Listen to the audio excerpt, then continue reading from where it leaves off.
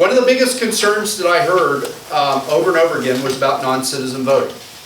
I'm like, I don't know if non-citizens are voting or not, so let's find out. So the first thing I discovered, and you could have knocked me out the chair when I found this out, did you know that nowhere in our state constitution and nowhere in statute does it actually say you have to be a citizen to vote?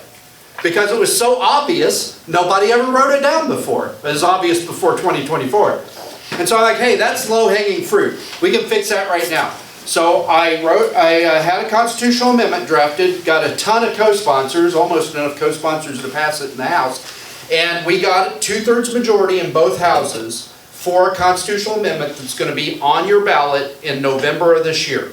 And it says very simply, only U.S. citizens can vote in the state of Kansas. Seems pretty obvious. But a law that you don't enforce is just wishful thinking, right? It's just it's just hope. It's not a method. And so we also have to enforce it.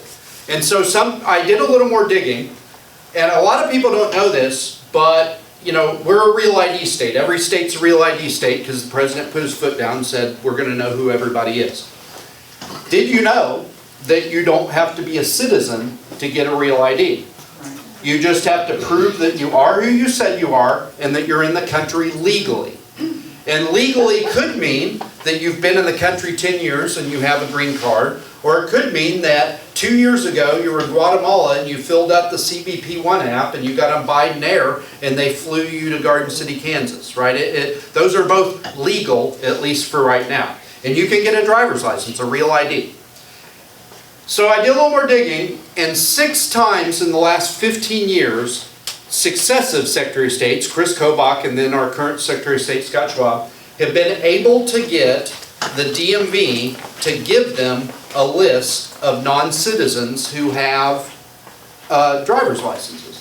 Because the DMV doesn't want to do it because it's work. They have to look it up. But they have all the information because when you go to get your real ID, they scan in your passport, they scan in your green card or whatever your proof is.